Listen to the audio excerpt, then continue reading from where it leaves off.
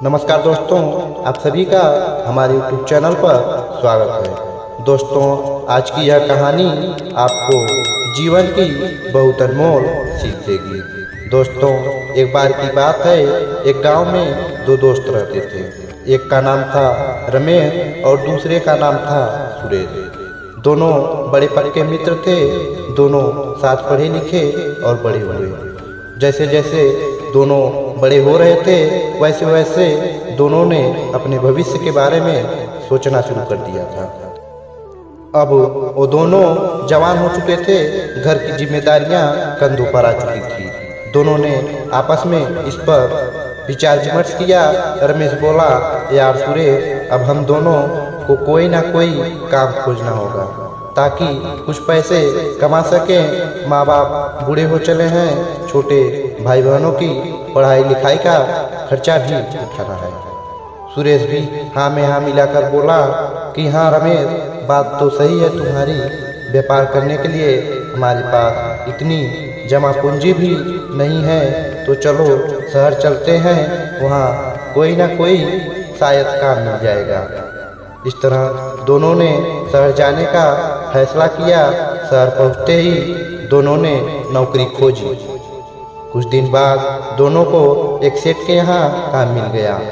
सेठ बोला, अब दोनों को रोज उस पहाड़ी से पानी भर भर कर यहाँ मोटर तक लाना है। हर बाल्टी पहुँचाने के बदले मैं 30 रुपए दूंगा। अब जितनी ज़्यादा पानी से भरी बाल्टी आप दोनों यहाँ पहुँचाओगे, उतना ही ज़्यादा आप सभी को पैसा मिलेगा। दोनों दोस्त बहुत मेहनती थे। उन्हें सेठ द्वारा बताया गया यह काम आसान और सही लगा, इसलिए दोनों दोस्तों ने सेठ की बात तुरंत मान ली और उसी दिन से काम करना शुरू कर दिया। दोनों रोज सुबह से शाम तक मजबूत लाठी में 2 बाल्टियों को बांध लेते। ऐसे 2-2 करके वो सुबह से शाम तक 10 चक्कर में 20 बाल्टियां पानी पहुंचा देते थे। दोनों की ईमानदारी और कड़ी मेहनत देखकर सेठ ने दोनों को नौकरी में पक्का कर लिया। समय बीतता गया। एक दिन सुरेश के मन में भविष्य को लेकर विचार आया कि अभी तो हम जवान हैं, लेकिन आगे का क्या? आखिर कब तक हम ऐसे बैल की तरह मेहनत कर पाएंगे? रमेश ने खूब विचार करके एक आइडिया निकाला कि घर ऊपर पहाड़ी से मजबूत पगडंडियों की एक लिफ्ट बनाई जाए, जिसकी मदद से पानी जब भी ऊपर से छोड़ा जाए तो सीधा नीचे आ जाए। रमेश ने अपना यह आइडिया सुरेश से साझा किया।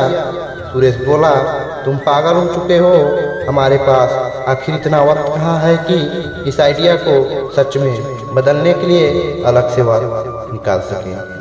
और वैसे भी यह इतना आसान भी नहीं है। ये सिस्टम बनाने में हमें बहुत वक्त लग जाएगा। शाम तक हम लोग बहुत थक जाते हैं। इतनी हिम्मत नहीं रहती कि तुम्हारे इस आइडिया पर काम कर सकें। दोनों के बीच बहुत देर तक कहासुनी होती रही, लेकिन रमेश ने सुरेश की इस आइडिया पर काम करने से मना कर दिया। लेकिन सुरेश के मन में जुनून सवार था, इसलिए वो हिम्मत करके अकेला ही यह काम करने लगा। इसलिए अब सुबह सिर्फ सुरेश सुबह से दिन के 2 बजे तक ही पानी लाता और बाकी का समय और मेहनत बांस के मजबूत सरकंडे काटने व छीलने में लगा देता, ताकि बाद में वह उनसे एक मजबूत लिफ्ट का ढांचा तैयार कर सके। इधर रमेश तो बस पैसा कमाने के चक्कर में अपने भविष्य को भूल चुका था। उधर रमेश खूब मेहनत करता और खूब पैसा कमाता। इधर एक दिन सुरेश बीमार हो गया, इसलिए कुछ दिन काम नहीं कर पाया। बचे हुए पैसे भी खत्म होने लगे। सुरेश के तो तब खाने तक के लाले पड़ गए और उधर रमेश नोट पर नोट छापे जा रहा था। समय बीतता गया। रमेश एक बड़ा सेठ बन गया। इधर रमेश अब भी वही लिफ्ट का ढांचा मुकम्मल करने में लगा हुआ था, जो कि आधा बन चुका था। उधर रमेश ने बंगला गाड़ी सब खरीद लिया। ऐसो आराम की जिंदगी जीने लगा। लेकिन इधर सुरेश अब भी वहीं साधारण सी जिंदगी जी रहा था। करते करते 8 साल बीत गए। दोनों की शादी हो चुकी थी। समय बीतता गया। इस तरह 10 साल बीत चुके थे। एक दिन सुरेश की मेहनत रंग लाई।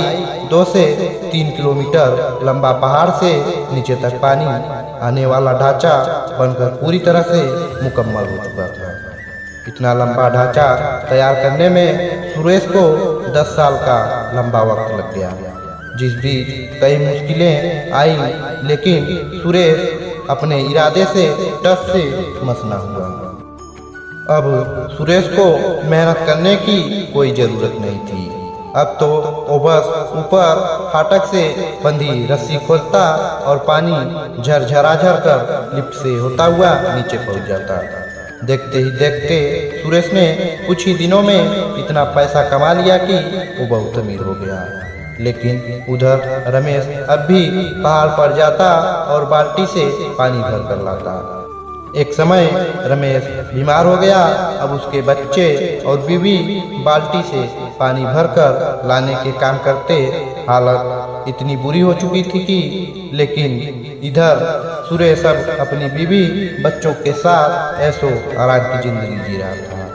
इधर रमेश को अब बहुत पछतावा हो रहा था और सोच रहा था कि काश मैंने सुरेश की यह बात मान ली होती। दोस्तों, इस कहानी से हमें यह सीख मिलती है कि इंसान को अपने भविष्य को देखते हुए कार्य करना चाहिए और हार्डवर्क से ज़्यादा स्मार्ट वर्क करना चाहिए। बेहतर भविष्य बनाने के लिए आपको अपने वर्तमान से कई समझौते करने होंगे, यानी आपको अपना कंफर्ट जोन छोड़ना होगा। जिस तरह कहानी में सुरेश ने कुछ सालों तक समझौता किया, रूखी सूखी खाकर एक साधारण सी जिंदगी जीता रहा और अपने प्रोजेक्ट आइडिया पर ईमानदारी और सच्ची लगन से काम करता रहा, जिसका नतीजा यह हुआ कि उसकी आने वाली कुछ पीढ़ियां भी बैठकर खाएंगी। दोस्तों, आज की यह कहानी आप सबको कैसी लगी हमें नीचे कमेंट बॉक्स में कमेंट करके ज़रूर बताएं। और साथ ही साथ अगर आप हमारे चैनल पर पहली बार आए हुए हैं तो हम अपने चैनल पर ऐसे ही तमाम ज्ञान से भरी किस्से एवं कहानियाँ लाया करते हैं। इसलिए दोस्तों, मेरा आपसे विनम्र निवेदन है कि आप मेरे चैनल को भी सब्सक्राइब करना ना भूलें। धन्यवाद।